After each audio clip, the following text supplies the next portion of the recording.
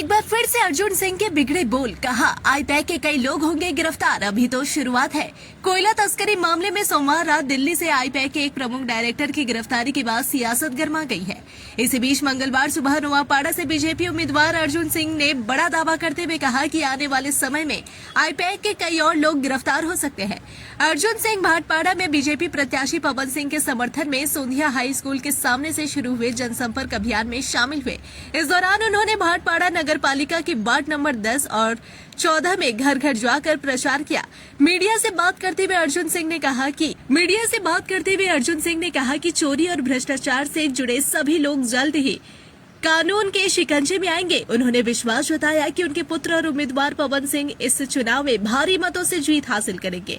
इस बयान के बाद राजनीतिक माहौल और गर्म हो गया है और अब सभी की नजर आगे होने वाली कार्रवाई पर टिकी हुई है। করবে না মমতা চোরও যাবে একদম যারা দুর্নীতির সঙ্গে যুক্ত আছে চোর আছে সব গ্রেফতার হবে। পবন সিংয়ের হয়ে প্রচারে নেমেছেন, কতটুকু গুরুত্ব পাবে পবন সিং ভাটপাড়ার বিধায়ক? দেখুন ভাটপাড়া মাটি সব সময় শক্ত ঘাঁটি বিজেপির। 2019 সাল থেকে এমএলএ আছে।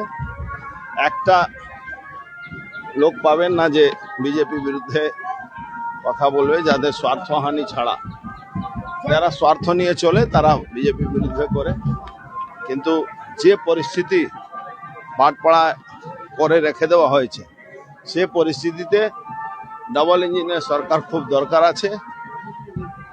ভাটপাড়া সমস্ত ইন্ডাস্ট্রি, রাস্তাঘাট, কোনো বিজনেস ব্যবসায় সবটা লাটে তুলে দেওয়া হয়েছে। এই জন্যে পশ্চিমবাংলা বিজেপি সরকার খুব দরকার আছে।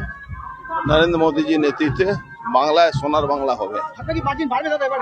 নিশ্চিতভাবে বাড়বে। পবন সিং বলছে 30,000 ভোটের মার্জিন নিশ্চিতভাবে বাড়বে। যে কাজ করে থাকে তার অভিজ্ঞতাটা খুব ভালো থাকে।